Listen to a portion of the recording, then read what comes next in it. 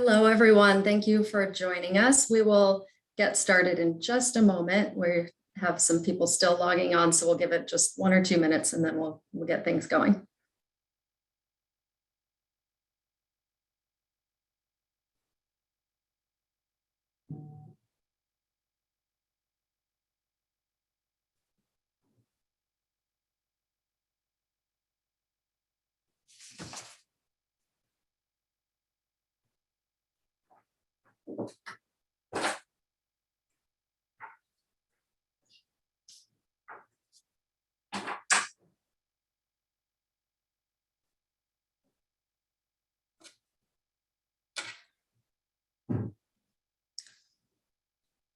Well, hello, everyone. Thank you so much for joining us today. I am Erin Collar, ACD's Director of Communications and also mom to Cadman, who is 6 years old with creatine transporter deficiency. Like many of you, I have been looking forward to this update from Ultragenyx and always eager for any new information about their drug development program for CTD. We've had nearly 100 people register for our event today, and thank you all for taking time out of this especially busy season to join us and to listen in for this really important information. In response to many questions from our community and parents anxious to see progress in pursuit of finding a viable treatment for creatine transporter deficiency, Ultragenyx has graciously agreed to meet with us today. We collected about 30 questions from our community, which will all be addressed today by the Ultragenyx team members presenting, either during the presentation or in the Q&A portion of today's event. Any questions submitted through the chat feature at the bottom of your screen in today's event will be collected and compiled to be answered by Ultragenyx in a document that will be shared after the holidays. I would now like to introduce Hilary Beggs, PhD, Executive Director and Program Team Leader at Ultragenyx, who will kick off their presentation. All right, great. Thank you so much, Erin. So Kristen, if it's okay with you, we'll switch to our slide deck. So I'd really like to thank ACD for hosting this virtual town hall and allowing Ultragenyx the opportunity to address the community's questions. It's really great to be here. And thank you all for joining. I've heard from Erin that we have quite an international group of callers. So while you can see the sun beaming in my window from California, you know, it might be even early evening for some of you. So thanks for joining, and certainly happy holidays to all of you and your families. All right, so for the next slide, introductions. So let me introduce the speakers for today. You know, as Erin mentioned, I'm Hilary Beggs. I'm an executive director and what they call the program team leader for UX068, our program for CTD. We also have Marcus Andrews, who is a senior director and is our translational lead for this program. You know, he basically manages all of the non-clinical scientific activities, as well as covers all of the IND-enabling pharmacology and toxicology studies. Melanie Brandabur is our senior director, medical director, and basically physician for the program. She oversees, as many of you know, the Vigilance natural history study in CTD patients, and is also planning for and thinking through clinical trials, future clinical trials in this space. All right, next slide. So the objective today, as Erin mentioned, is to address your questions, the CTD community's questions, and provide insight into our program. And so importantly, I want to stress that the questions that you submitted were used to directly shape the content of this presentation. So as far as agenda goes, we have about an hour. And what we're going to do is I'll begin with an introduction, basically an introduction about Ultragenyx, how we think about programs and interfacing with the community. Marcus will jump in and give the background on status of our preclinical work. And Melanie is going to address some of the key issues and challenges for developing a drug in CTD. And then lastly, we'll do a moderated Q&A where we answer all the remaining submitted questions. All right, next slide. And so as Erin mentioned, just to recap that we're taking our cues from you, I think we received about 38 questions and counting from the community. And so this is really terrific. Thank you for doing this, and we'll try and answer each one, some during the presentation, some afterwards. And I believe that ACD shared this list, the entire list of questions with all of the town hall registrants. So all of you in attendance today should see what we had received and what we used to prepare the presentation. And, you know, as Erin mentioned, please feel free to add as many questions as you'd like in the chat. We'll take them offline and be able to respond back to the community afterwards. And, you know, just really glad to address any further questions. And hopefully this is going to be a continuing dialogue. I know we have a number of questions for the community as well. All right, next slide. So as you know, Ultragenyx is a biotech company that's focused on developing therapies for patients with serious, rare and ultra rare diseases. This is what Ultragenyx does. It was founded in 2010 by our CEO, Emil Kakkis, and has 3 marketed FDA-approved drugs, as well as a growing pipeline across multiple therapeutic areas, including CNS disorders, but also metabolic and bone diseases, and as well as across multiple drug modalities, including biologics, small molecules, antibodies, gene therapies. So Ultragenyx is growing, and we currently have more than 1,000 employees with both US and international locations. So the focus at Ultragenyx really has to do with the 3 green circles that you could see at the bottom of the slide, addressing unmet need, ensuring patient access, and supporting the rare disease community. So the mission for the company is to find treatments for patients who really need it, really thinking about the patients first, even at these earliest stages, so that the programs can be informed by the patient perspective. So, you know, we can try and get it right. And, you know, even though we're here today to talk about a shift in a program that's going to impact our timelines, I did want to point out that Ultragenyx does have a track record of beating industry standards in drug development, in some case by several years or more. And this is based on Emil's dynamic development model, you know, that I, for one, find particularly compelling, and that focuses on rapid learning and adapting and pivoting quickly to new information. And so that said, I mean, science, as Marcus is going to tell us, science is science, and in some times in these early stages of a program, it can be unpredictable with regard to timing. And so on the next slide, this is the last slide of the intro. I thought it might be nice to share our mission statement with the community, something that we use internally when considering new programs. And sometimes we get asked, how do we choose programs and what is it that we're, you know, focused on? And so for one, you know, the focus, as I mentioned, is on rare disease, on serious diseases with clear biology. And so CTD, I think, fits very well in this category. And we remain agnostic to modality, relying on the disease biology to choose the best path forward. And I think what this means is that Ultragenyx isn't a biotech company that is reliant on a singular platform and looking for places to use that platform, but rather addressing the disease itself and being agnostic as to how to treat it, with whether it's with an antibody, a small molecule, or some other modality. So we remain focused on the essential questions.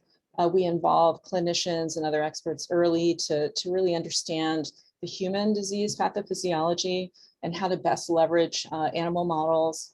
And then lastly, and importantly, partner with patient communities to ensure that the patient and caregiver insights are consistently incorporated at all stages of development. And I think that's really at the heart of Ultragenyx and the Ultragenyx mission. All right, so with that, I will turn it over to Marcus, who will dive into the preclinical piece. Thanks, Hilary. Hi, everyone. So I'm Marcus Andrews. I'm the non-clinical sub-team lead. We just wanted to spend the next few slides responding to some of the information contained in your questions as it pertains to our current situation with developing a treatment for CTD, and really giving you more of an inside look as to day-to-day operations of our translational research group, as well as some of our decision thought process that have gone into the position that we're in now in order to continue supporting developing a treatment for this disease. Why don't we just jump to the next slide?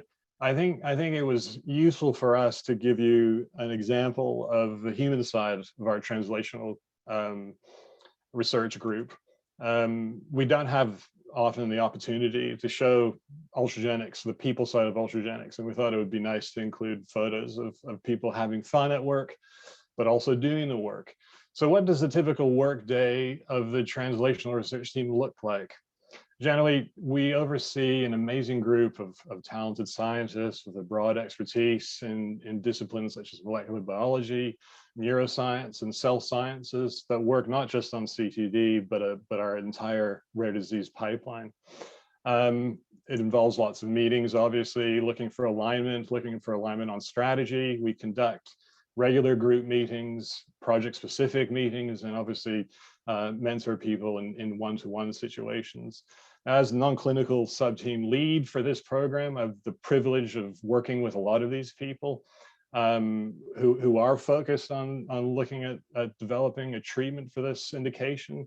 And that non-clinical sub-team lead is really composed of a number of scientists with various sort of cross-functional specialties that supports different areas of drug development. So if we move on to the next slide. In terms of the preclinical research space, we thought it would be useful to also do a sort of back to basics view on small molecule drug development for you to appreciate our position within developing our small molecule prodrug, and to also speak to our progress to date with a view on our next steps. So what's involved before we can actually dose a human in a clinical trial? The rocket ship, this cascade or the sequence of events that we have in the top part of the slide is a very tried and tested path that pharmaceutical industry has used to embrace discovery of new medicines and to test them rigorously for being best suited for clinical investigation. It involves basic research, establishing data through in vivo and vitro experimentation to support a proof of concept from the pharmacology perspective and the safety perspective, and then really embark on aggressive manufacturing to be able to supply that medicine for pivotal studies that warrant both safety and potential pharmacology for clinical testing. So this stage of research, it's important to understand that this stage of research involves testing in animal subjects, and it requires generally lots of iteration to find out the best dosing parameters to characterize all aspects of that molecule to make sure that it is safe to test on humans. So with respect to our progress on CTD, the storyline really goes from a screening history of looking at more than 250 potential candidates, where we were able to confidently select a lead clinical compound. We were using that clinical compound to establish confidence in a proof of concept in animals, which demonstrated to us that prodrug, when dosed to animals, was able to very successfully deliver creatine to neuron-specific cells, which we thought was critical to building confidence in our prodrug mechanism. So we've also looked at different ways of delivering the drug. I know that we have spoken openly about our attempts at supporting an intravenous infusion, which we'll talk further in the next slide, and I'm sure will be subject to some of the Q&A. And part of that translational research space really focuses on selecting the most optimal formulation to make sure that we are covering the needs, or at least very aware to be able to address the needs of a very broad patient base.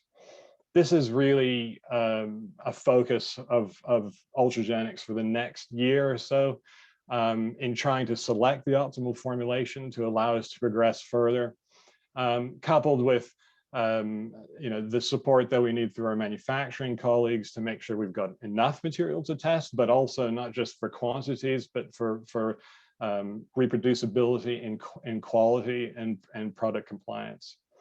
And part of that iteration within the translational research space also looks at the best and the most optimal route of delivery and the dosing parameters associated with safety and potential pharmacology that we will learn in animals in a way that helps us predict outcomes in people.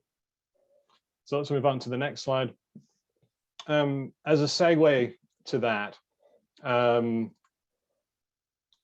the decision to pivot away from intravenous infusion has been quite a hot topic, not just for us internally at Ultragenyx, because it obviously required a huge shift in resourcing and also thinking about our drug development strategy. But I completely understand why there was concern raised, by the community about the impact of that to our program and what signals that may have been sending to you as community members about our vested interest in continuing to pursue a development program for this indication.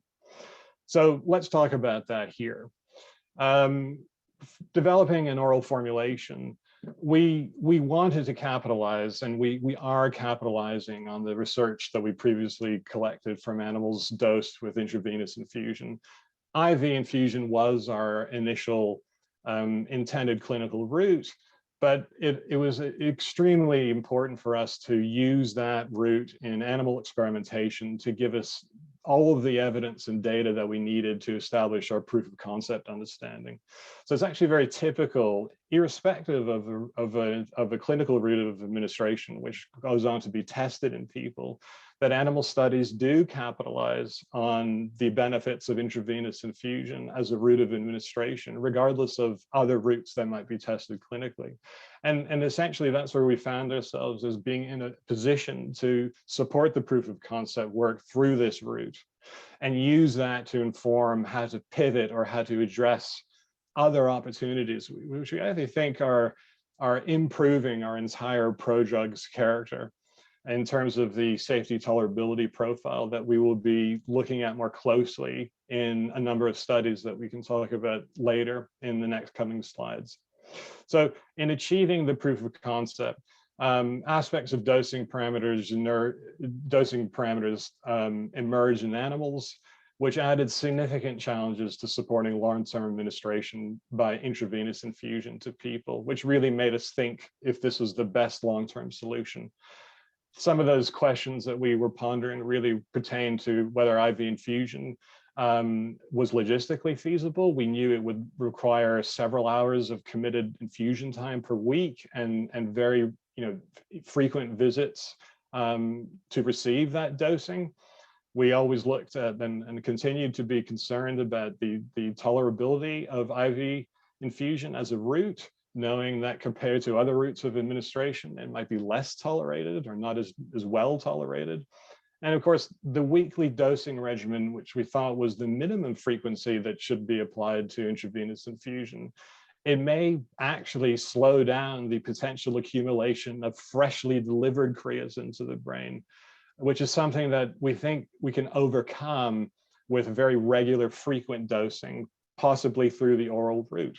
So that was a really important consideration for us if we took the perspective of the neuron itself, we thought it would be best, based on what we understand about the disease, to be able to completely bathe neurons in fresh creatine rather than hoping that attenuated or prolonged exposure from infrequent intravenous infusions would be enough to continue satisfying the metabolic requirements of the neurons as we were learning from animals.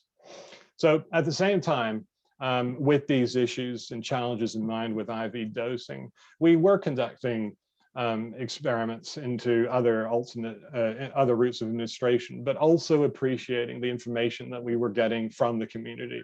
So learning from the caregivers and families, I think unanimously told us that moving away from intravenous infusion was a very logical path to pursue, and might be more amenable for the needs and requirements that would support broad CTD patient needs.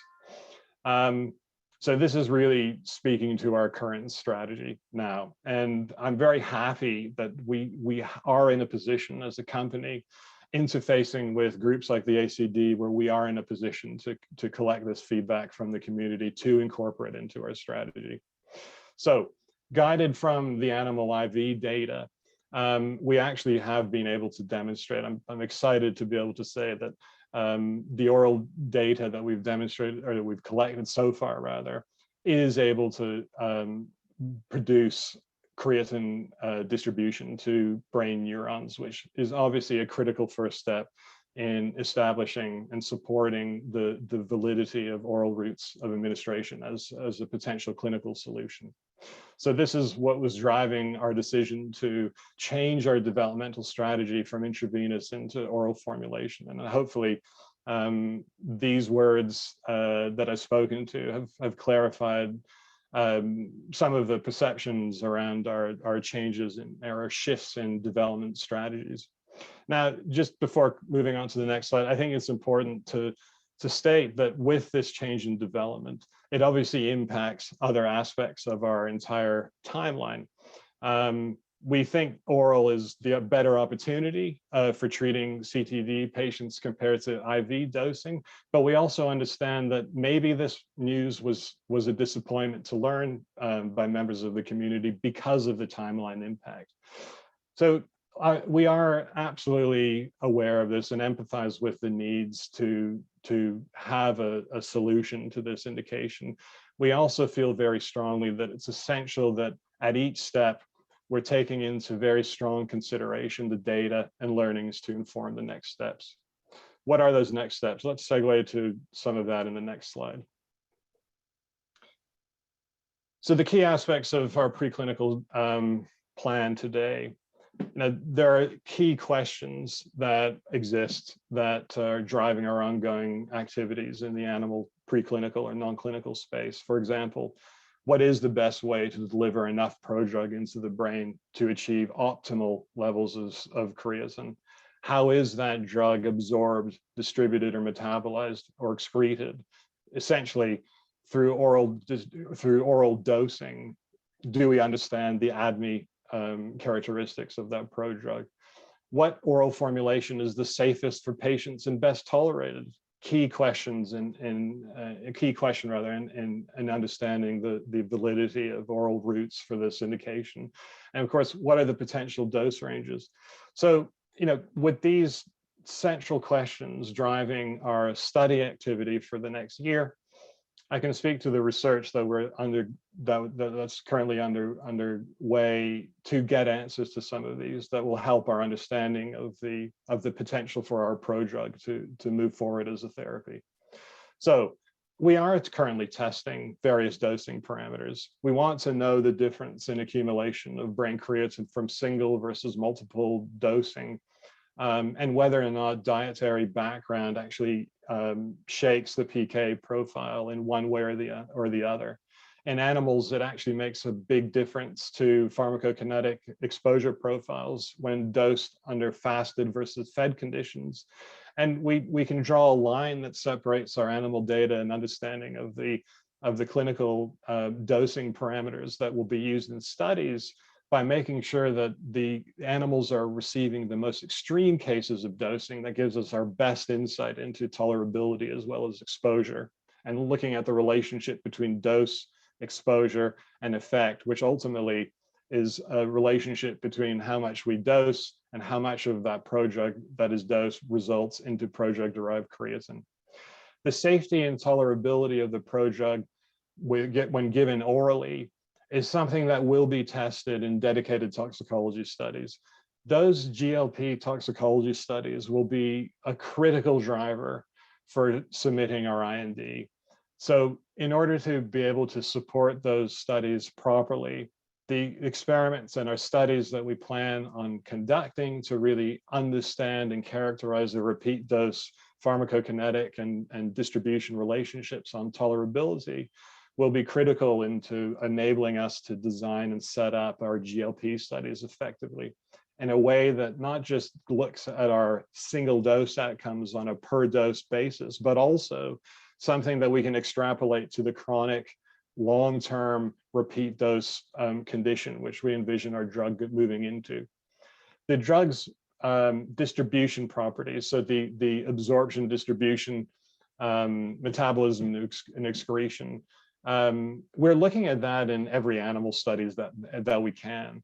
When using non-human primates and rodents, just the ethics of the animal study design really means we use all the opportunities that we can get to collect samples to better characterize these questions. And we've been very good at capitalizing on that sort of philosophy in terms of our study design for this program. Currently, we're also looking at mass balance studies, which is a really in-depth look at the disposition of the prodrug once it's actually administered to animals. So we understand what proponents of the prodrug versus creatine move their way around the body and remain there, in what compartment and what tissue, so we can better understand how accumulation is likely to move with repeat dosing. And it gives us a great opportunity to further characterize the overall prodrug's disposition. So we really can understand more clearly what the dose exposure effect axis looks like. Let's move on to the next slide. Actually, I think this might be the segue to Melanie.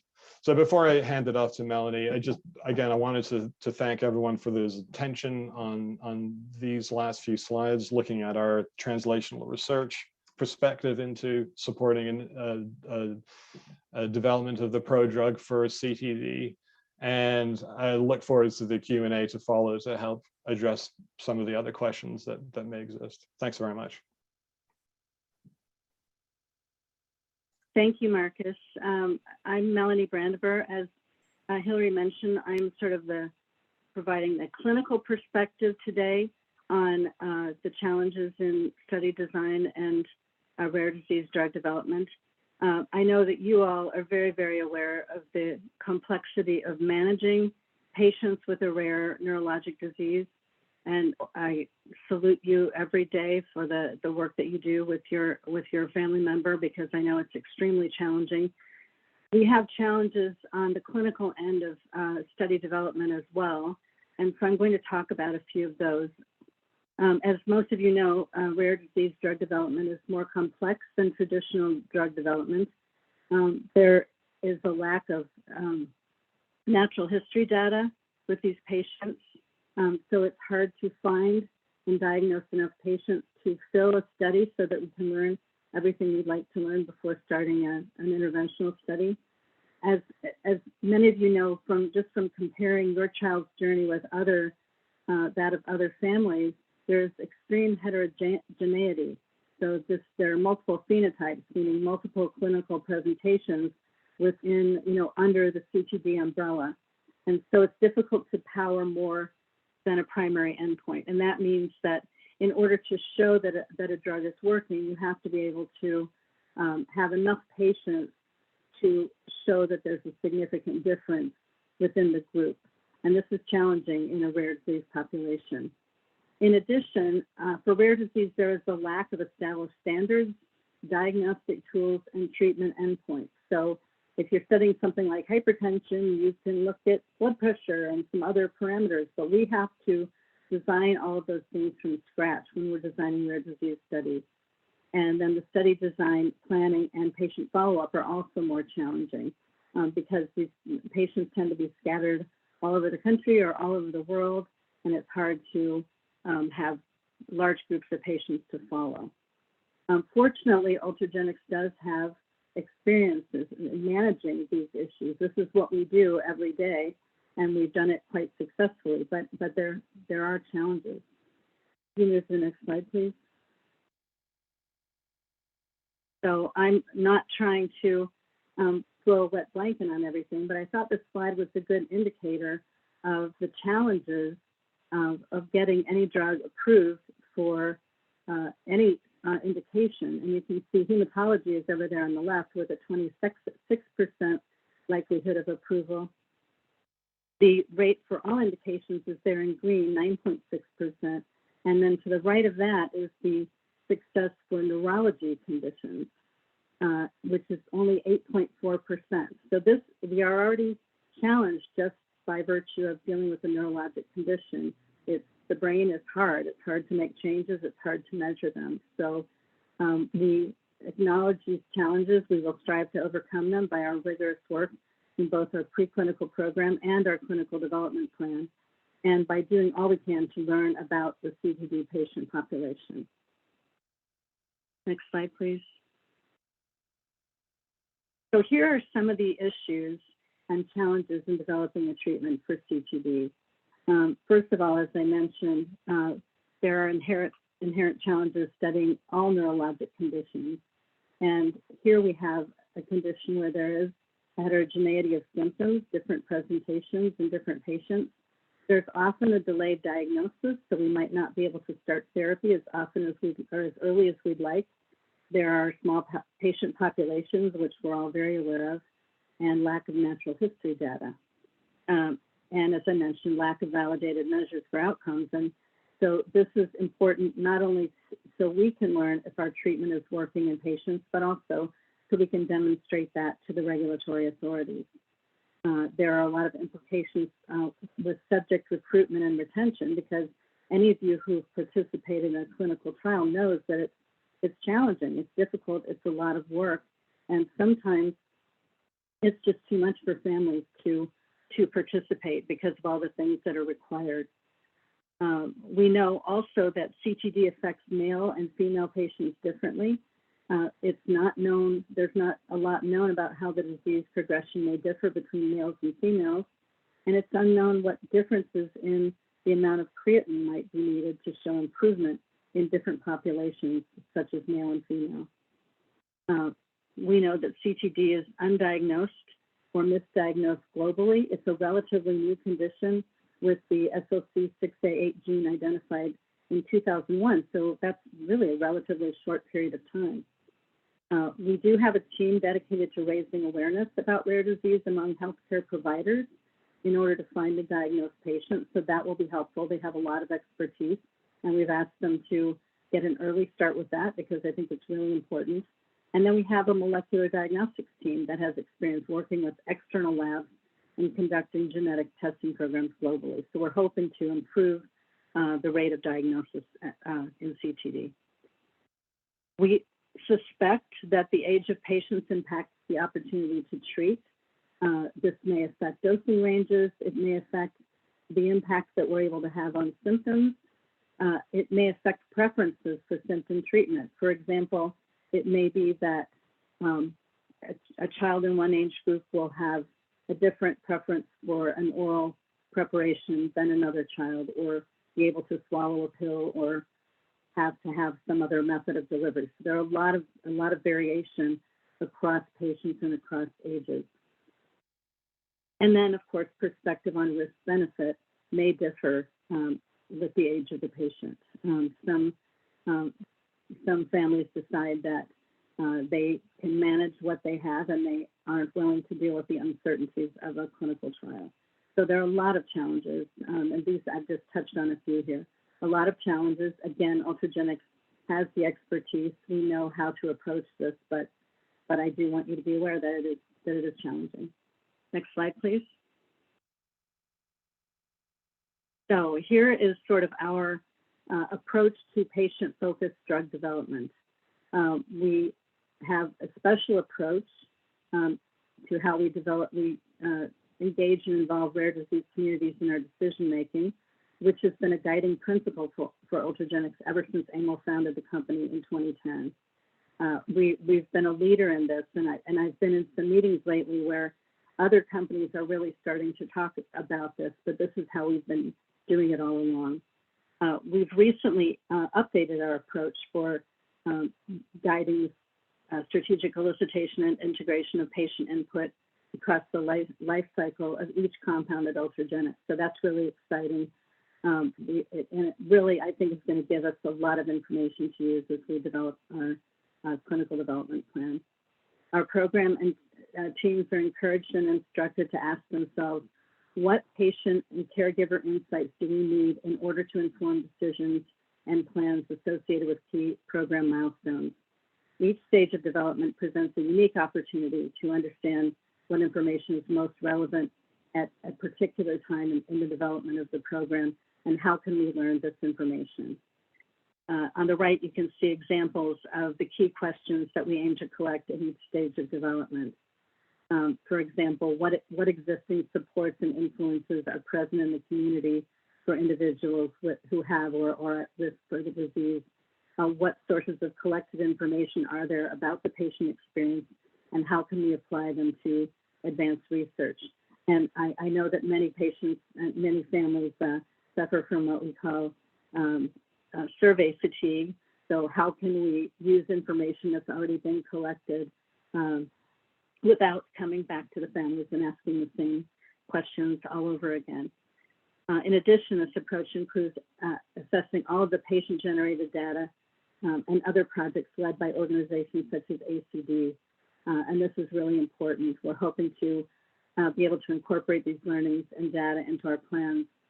A really good example is ACD's newly relaunched registry, which is already thriving. And we heard, I think today, that there are 133 enrolled patients, which is really exciting. So we're hoping that there will be opportunities to use that data to inform our development base. Next slide, please. So here are some ways in which the CTD community is helping to advance Ultragenyx CTD program. So we are really focused on learning what benefits and improvements caregivers and families would find most meaningful in different age groups, and how does that impact the decision to take an oral treatment. Ultragenyx relies on learnings from the community to inform drug development, including choices of endpoints, dosing considerations, et cetera.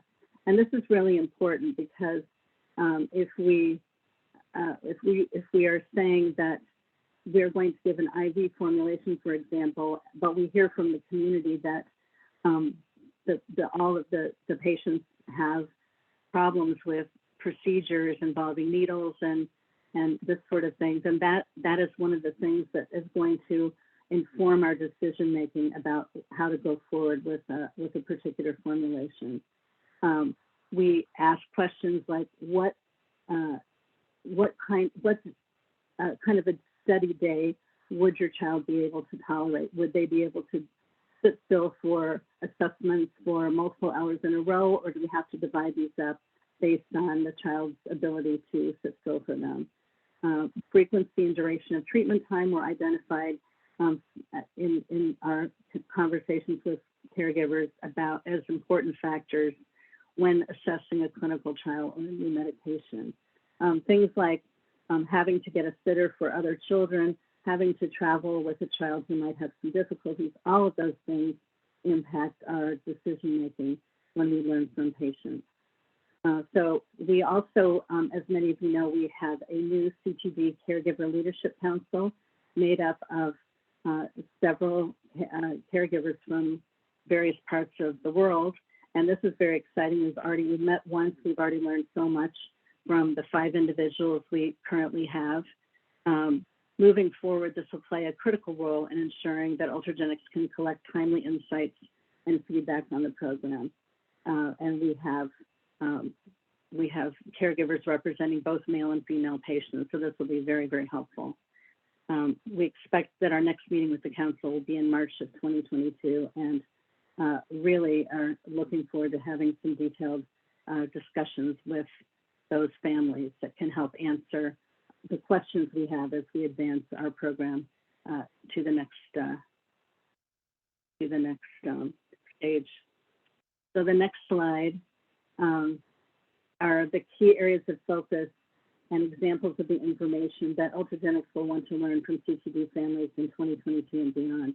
And so Marcus has outlined all of the things that are going to be happening in the preclinical space, which is absolutely critical work, but we are not going to waste time waiting for that work to be done. We're going to keep learning and keep developing our plans for what will hopefully be an interventional study. So we need to understand the impact of age on disease management and treatment needs and preferences, starting with infants and moving across the age spectrum, including adults. It's very important for us to learn about things like diet, for example, prescribed diets. We know some patients are on a ketogenic diet. We need to know about food preferences in a population that may have issues with the texture or taste of food. And if we're going to be making a drug that would be given in a food mixed with food or separately from food, we need to know how all of those things would be tolerated and would be worked into the current medication regime, and whether supplements are tolerated and how that's given. All of those things will be really important for us to learn from the families, because we, as a pharmaceutical company, for us to just make a decision on what the oral formulation would look like without that input, I think would be extremely short-sighted.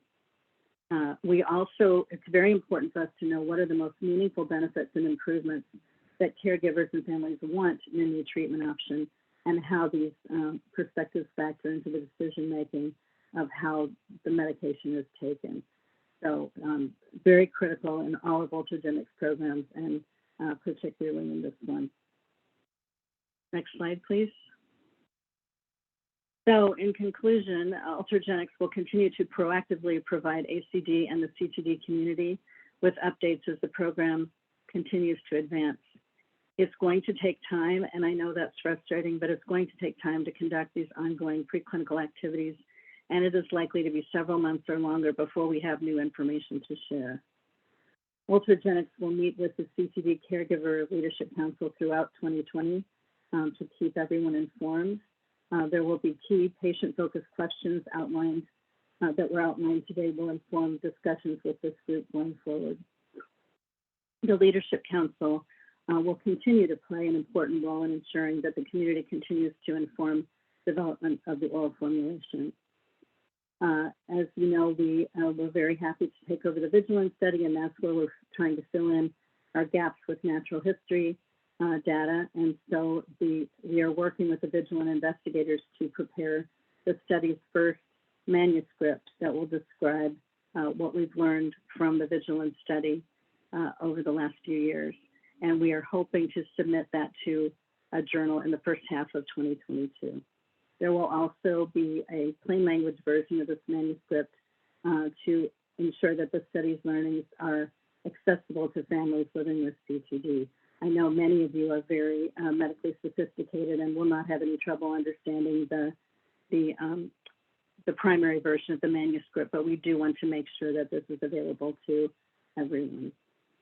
So with that, I will conclude the slide presentation.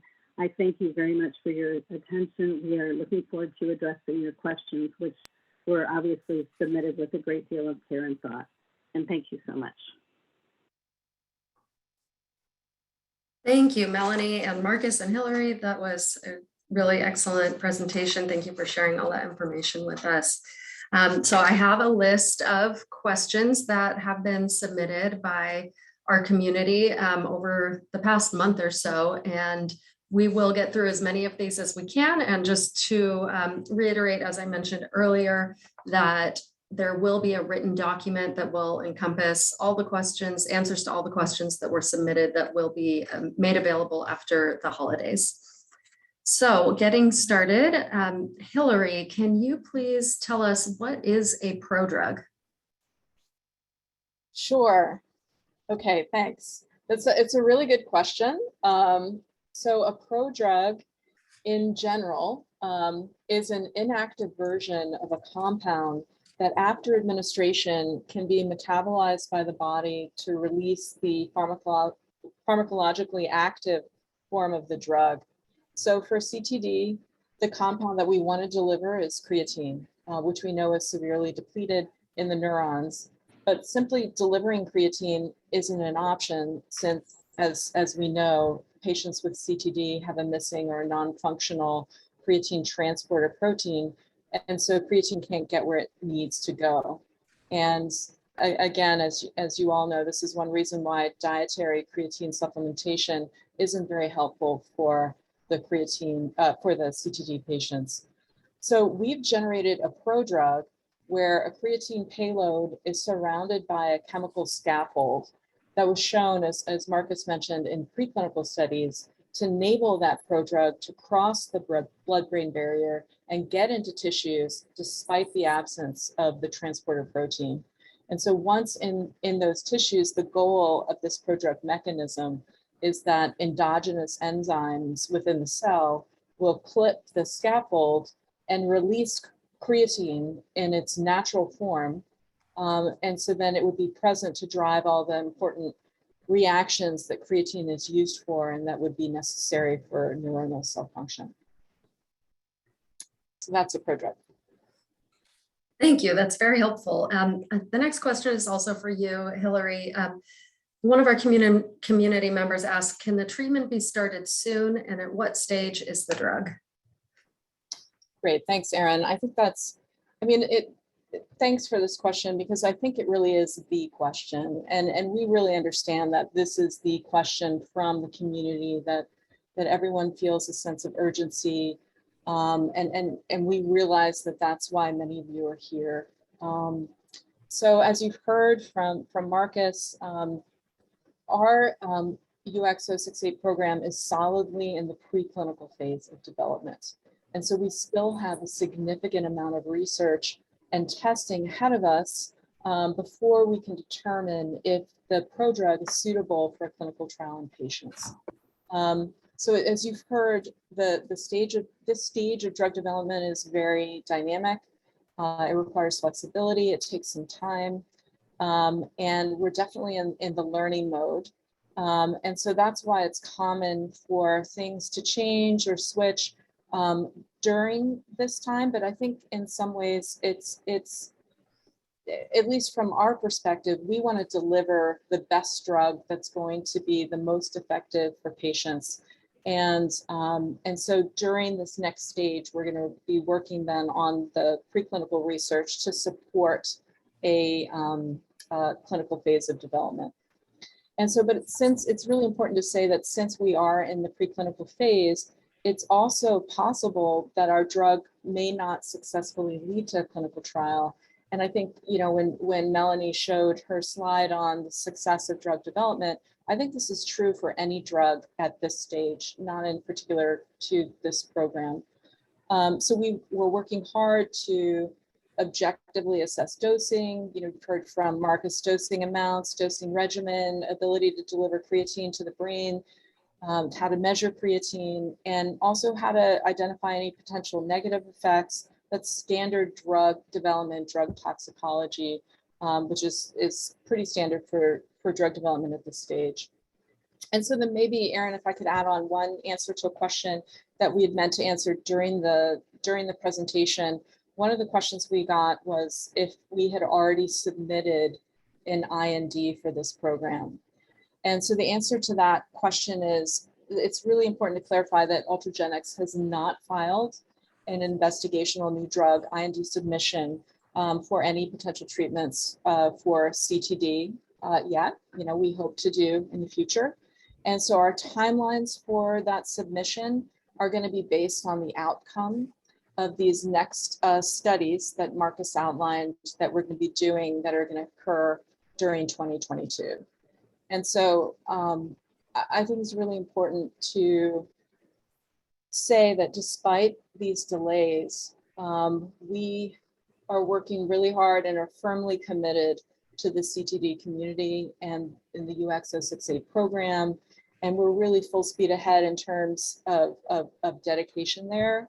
And as we mentioned, we'll look forward to sharing those details with you as soon as we have them. And so then briefly, if anyone on the call, if you're interested in learning more about the stages of drug discovery, of drug development, and the typical dwell times, and what can happen in each phase, we recommend that you contact ACD. I know that they have some helpful resources for background there. Thank you so much. The next question is for Marcus. Is the new oral formulation still UX068, or is a new molecule similar to the parent molecule that has better oral stability, hence the pivot to oral? Is this a new medicine? Yeah, thanks, Erin. This is a good question. It shows some confusion around the nomenclature and the roots. So I'll simplify and explain. The oral formulation is based on the work that is already being conducted on the IV. Without that IV data, I don't think we'd be as advanced as we feel and making the advances that we feel we're making with our current oral formulation work. So it's the exact same prodrug structure, but it's with a different preparation. And what we're working out is how to formulate the same structure to provide the best physical chemical parameters, the best stability in the gut that we can achieve and retain through oral dosing in animals.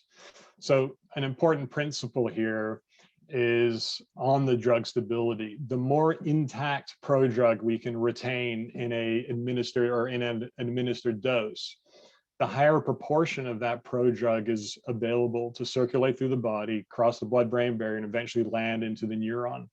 It does not help to have the drug break down prior to reaching the blood-brain barrier, because it would lose all of its benefits in being able to cross the blood-brain barrier and arrive into the sensitive cells of need for CTD, which is the neuron. So circling back, keeping it simple, it is the same medicine, it's the same chemical structure, but it is being formulated differently in order to capitalize on its performance through an oral delivery. Great, that's very good to know. Next batch of questions for Marcus. Also, these are several questions that came from one community member.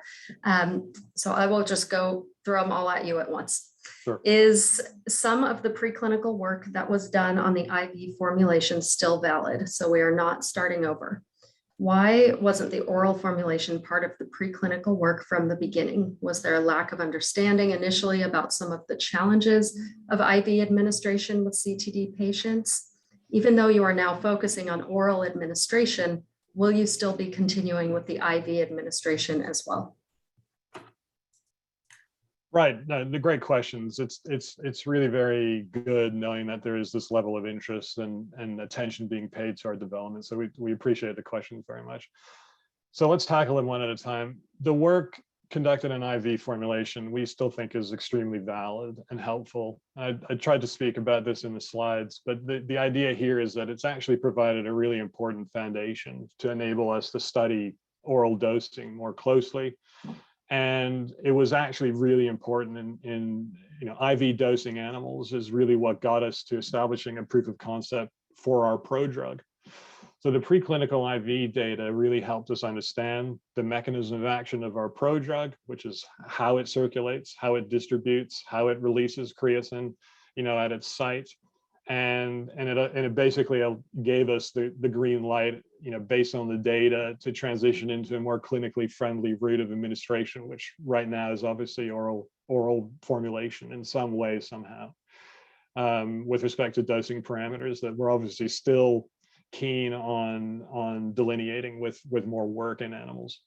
So moving on, the next question about the IV dosing. So the data that we generated, again, very valuable to our understanding of our prodrug's mechanism of action.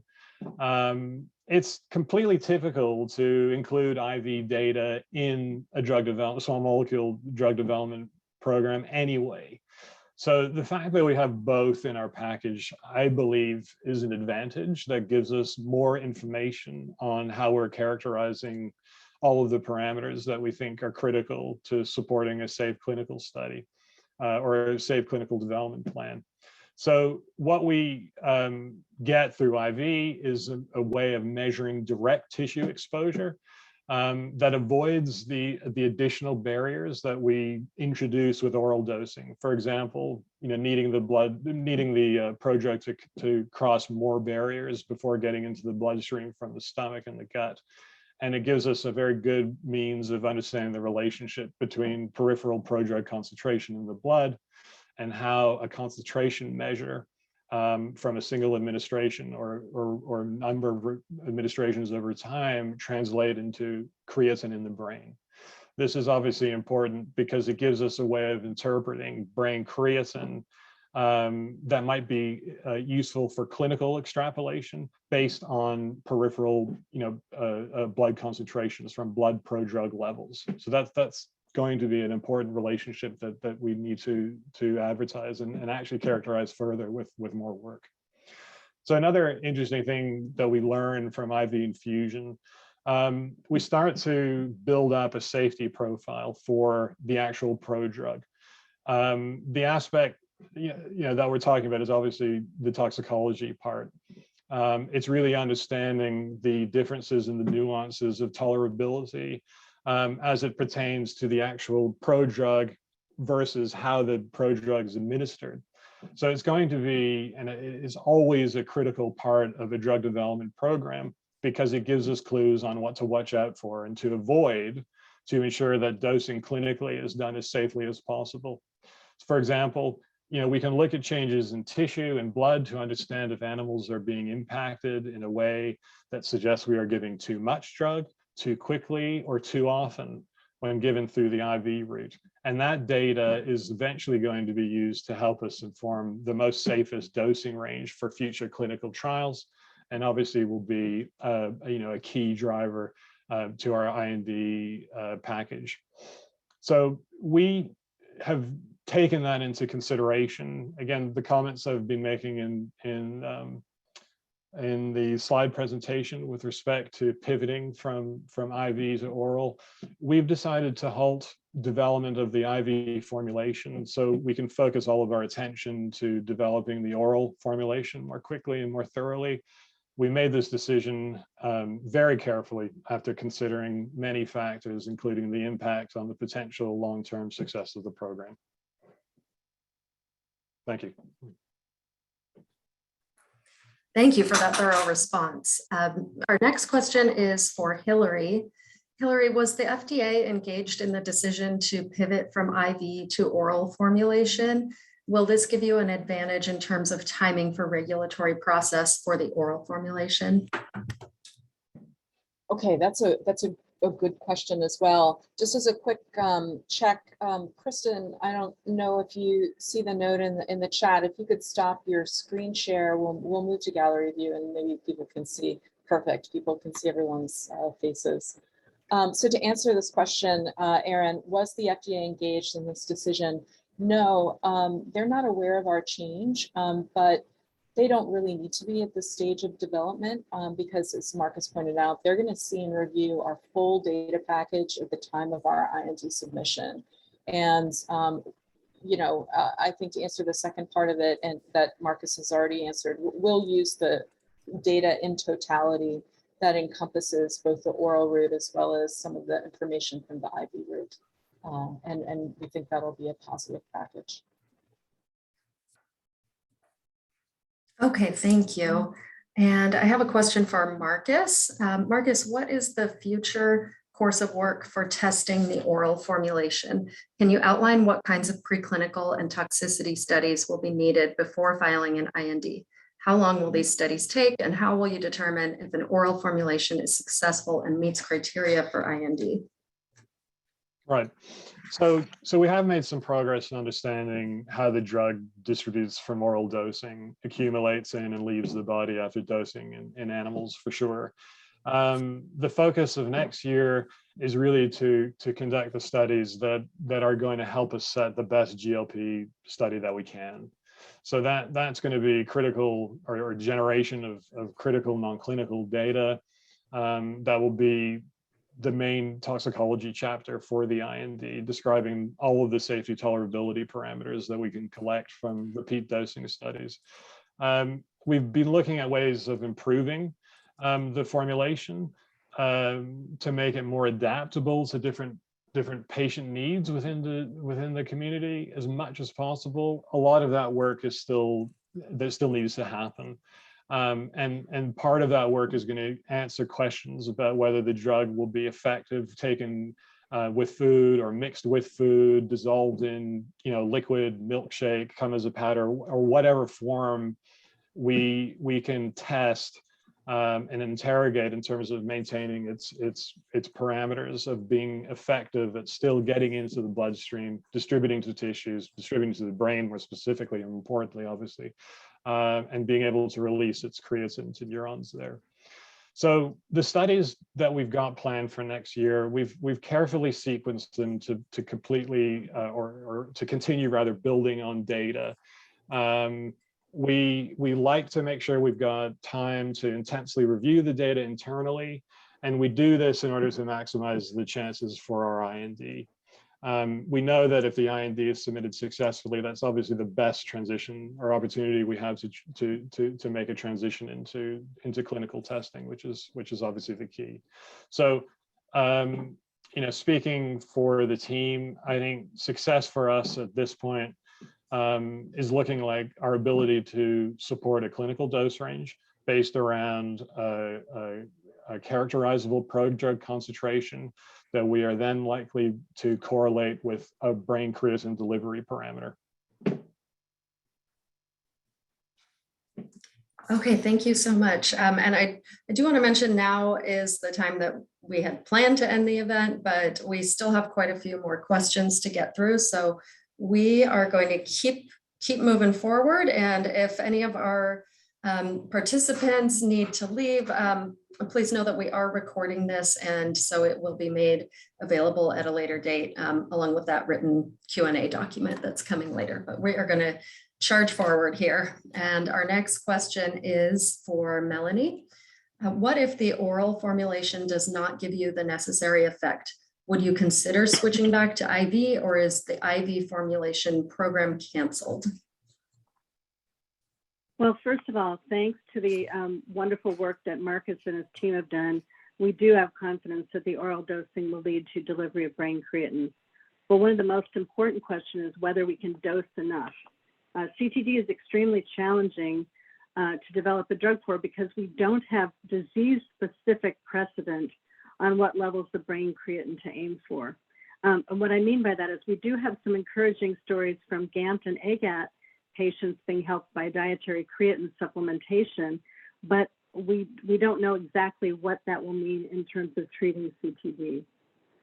We do know that we don't have a lot of information on the minimum maximum aspect of this, but hopefully as we all advance in our understanding of this disorder, we will be able to overcome that and figure out a way that we can give as much creatine as possible, as safely as possible, and find ways to understand and measure the impact of this on patients. So at this time, we are moving forward with confidence with the oral formulation. However, if we do encounter difficulty with that delivery method, we might certainly consider proceeding with another one, including the IV. And again, this is as we're emphasizing research, both preclinical and clinical, you have to follow the science. So if the science leads us in another direction, we will follow the science, and that's what we've been doing all along. Thank you for addressing that important question. Marcus, another question for you is, a community member said, I would be interested in hearing about any other avenues of delivery that you may look into, such as oral, shots, pumps, nasal, etc. Are there any efforts being put towards a gene therapy? Movement forward is very important. Sure, I agree, and thank you for the question. Again, speaking for Ultragenyx, we all understand how important it is to advance the research as a treatment, as the primary goal for the community. That time component is also an important metric for us. So it keeps us sort of focused on delivering this as best as we possibly can. And at the same time, I say that, but it's also essential that we are able to follow the science. Now, Melanie just alluded to this. We need to be able to follow the science and take all of the steps that we need to ensure that we have a potential treatment that not only delivers creatine to the brain, but can do so in a safe and reliable way that gives the patients potential therapeutic benefit. So that requires a disciplined and meticulous approach. And it also, we need to bake in the flexibility and time to confirm the expected findings, or at least to be able to follow up on any unexpected results. Again, this all takes time, and the amount of time, it's actually very difficult to predict. Now, other modalities, gene therapy is certainly an exciting technology, and absolutely it may be able to offer rare disease patients the ability to receive treatment potentially just once, which is a hugely exciting prospect. There was some interesting information presented on this at the recent CCDS symposium. I'm sure there are people on the call who remember that, and how that may be a future opportunity for CTD. And I think, clearly researchers are still working to understand whether this modality can safely and effectively treat this disease. But I can say categorically at the moment, Ultragenyx is not studying gene therapy for this indication. We really are excited about the prospects of our prodrug modality, small molecule modality. On that same note, intranasal delivery is something else that was recently talked about at the symposium. Another novel approach, which sounds actually quite exciting. There are a significant number of nerves in the nose that drive our sense of smell and reach all the way back to the brain. It is reasonable to believe that these same olfactory neurons might be a useful conduit of creatine back to the brain. We looked at that as, and one of the challenges with inhalation in general is being able to aerosolize a form of a prodrug, a creatine containing prodrug that can be breathed in sufficient amounts that can deliver enough creatine and distribute to the brain safely. As one of the reasons we again pursued an alternate route and stuck to oral as our shift away from IV. So good questions, thank you. Thank you. Yes, and just to mention, that is correct that there are some gene therapy studies that have been funded by ACD that are in the very early stages right now, and we can follow up with from ACD with the person who asked about that too, to share some more information.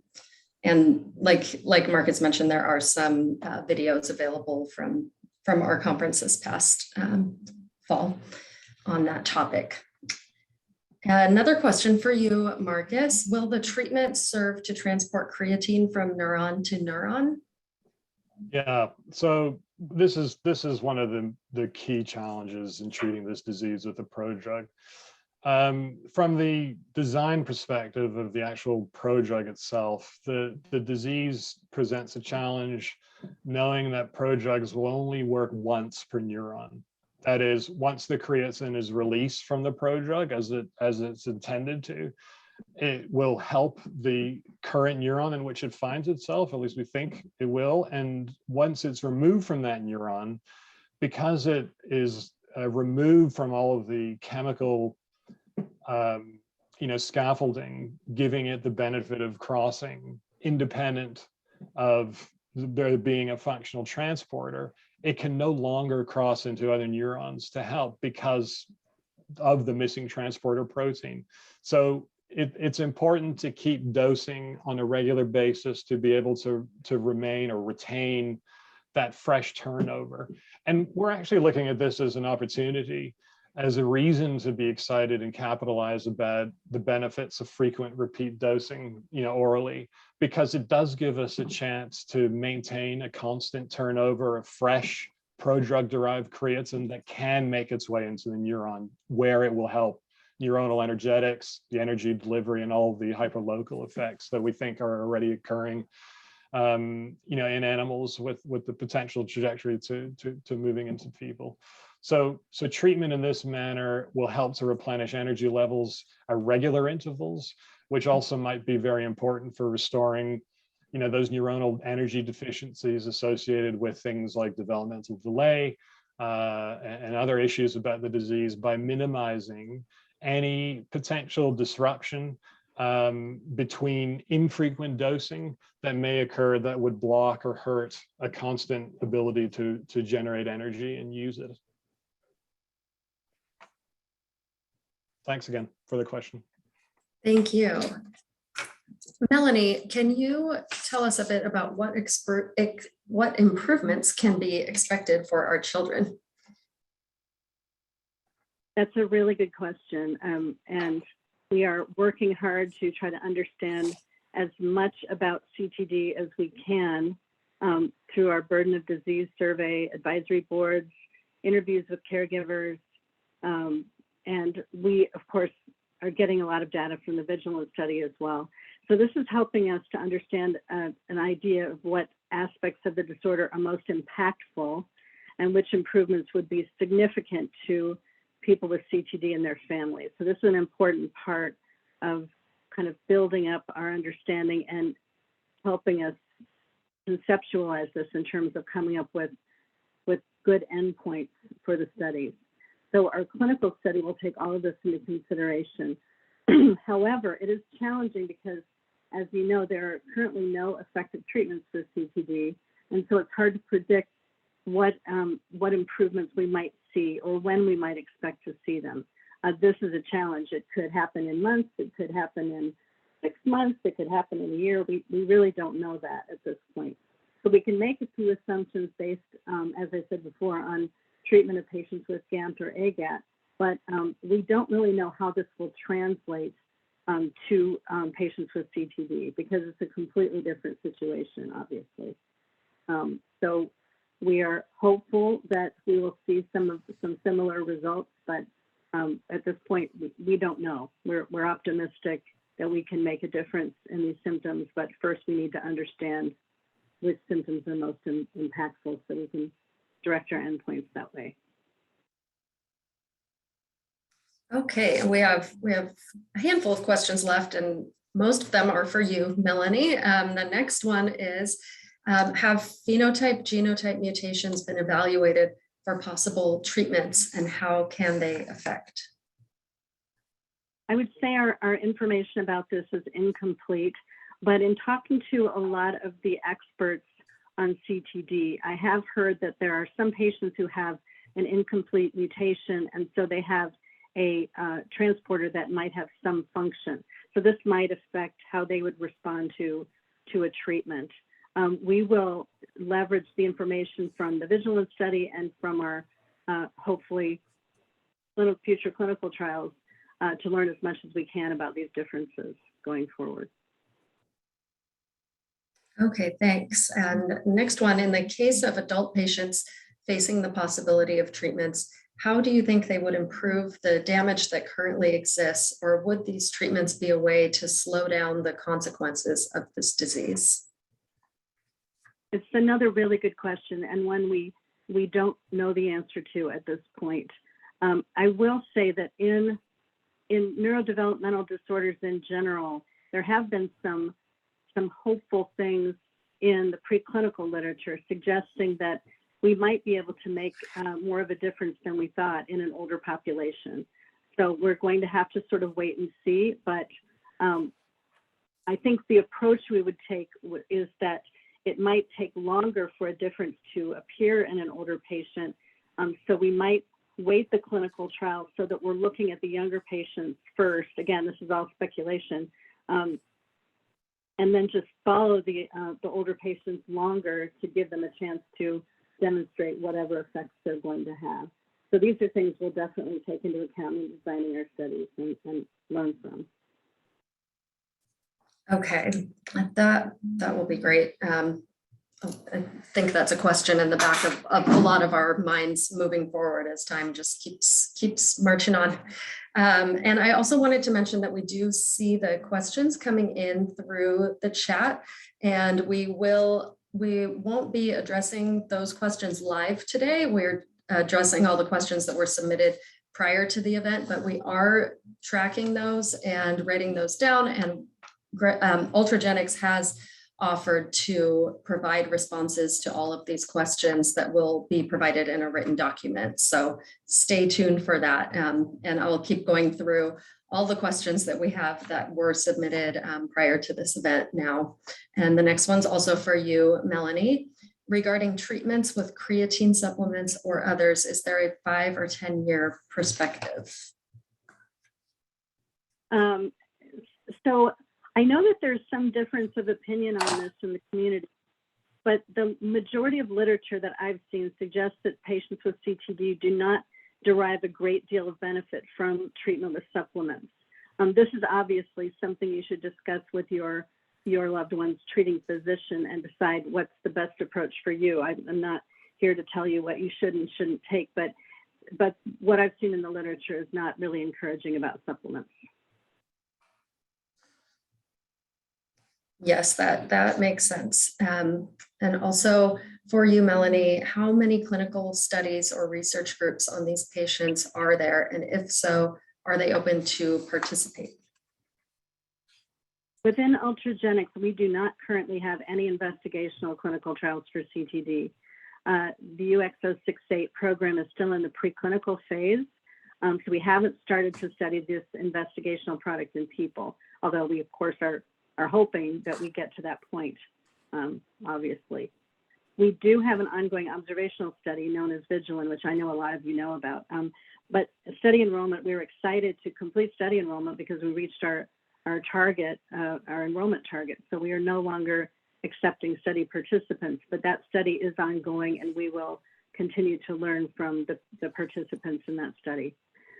We recommend that you speak to your child's healthcare provider about research opportunities. And I'm sure you all know about clinicaltrials.gov website, because you can go on there and see what CTD studies are available, which ones are enrolling, which ones are near you. So it's a very, very helpful resource to kind of keep on top of this. Great, thank you.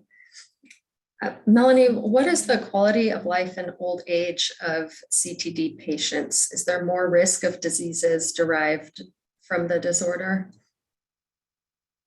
This is another really, really good question. Remember, CTD was described relatively recently, and the gene was discovered in 2001, as we mentioned earlier. So we think because of this, there are probably a number of older patients who are never diagnosed. And there are a few case reports of older patients, but we just don't know much about it. And this is something, again, we're hoping to learn more about over the next year or so before we get into the clinic with our studies, if we're lucky enough that happens. As I mentioned, we have teams at Ultragenyx that are their mission is to seek patients and find patients and help. We have the molecular diagnostics team, so we're hoping to help diagnose more patients over the coming years, but this is a group about which we don't know enough.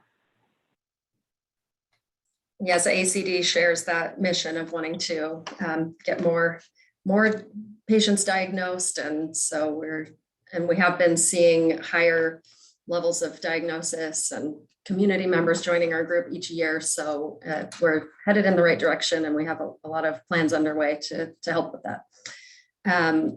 And let's see, the next question was very similar to the last one, but if you do have anything to add, the question was, do you have experience with adult patients? I certainly don't have experience as a treating physician with adult patients. We are reaching out to a number of family members of adult patients to learn all we can about them. We have spoken to a number of caregivers of adult patients. We are trying to learn from as diverse a group of families as we possibly can, including infants, young children, adolescents, adults, everything, because we really need to know. And I've mentioned some of the ways that we are learning about these patients. We did have a range of patients represented in some of our presentations that we gave at CCDS, and I can't believe that was months ago already, but we are still learning. Okay, thank you so much. And the next question I believe was submitted by a parent of a GAMT patient, and but thought we'd see what your thoughts are on this question for you, Melanie. Will a drug alleviate the need for a restricted low protein diet? Well, again, I think this does pertain to GAMT, and as far as I'm aware, a low protein diet is not prescribed for patients with CTD. At this point, we're only focused on CTD, and the ACD would be a great resource to learn about GAMT research for new treatments, because it's not something we're focused on at the present time. But thanks for the question. Thank you. Yes, and we are following up from ACD with the community member who asked that. Great. And we're on to our last question, which is for Hilary. Hilary, what is the best way for the community to learn about progress on your CTD drug candidate? Great, that's it. Thanks, Erin. So as you know, Ultragenyx has been providing letter updates to the ACD community since we acquired Vigilance in 2019. And the letter updates have provided an opportunity to share program news, updates, announcements related to both the ongoing UX068 program as well as the Vigilance Study. We'll continue to provide those letter updates. The cadence of how often we do will be related to when we have new information to share. So they may not be coming fast and furious, but as soon as we do have information, we definitely want to share it. And you know, we're interested and open to exploring other formats, such as today's virtual town hall. I, for one, really have enjoyed this interaction, and we look forward to hearing whether this was type of discussion was helpful or not, or if you have any other suggestions. So let's see, we just want to say that the interaction with the community is really important to us and will influence the design and trajectory of our program. And so we want to be open and transparent about sharing any information we have, and really putting as a priority this dialogue between the community and the company. So thanks to everyone. Thank you so much. And I have just one final slide to share. And we really want to thank your team and each of you, Hilary, Marcus, and Melanie, for sharing all this valuable information with our community today. We truly appreciate the opportunity to learn about your CTD program and look forward to hearing more as the program continues moving forward. We hope you all enjoy the holidays, and we will be in touch in the new year with answers from Ultragenyx to some of the new questions that were submitted today. And please feel free to send any questions to Faith with ACD, and her email address is shown here on the screen, faith@creatineinfo.org. And all of us at ACD are always here ready and welcoming of any community questions that we can help with as well. So thank you all once again. Thank you so much for having us. Thank you very much. Yep. Thank you. Really appreciated this opportunity. Thanks. And thank you, Erin, for doing such a terrific job moderating. Thank you. Oh, I appreciate it. It was a great discussion. I appreciate the opportunity.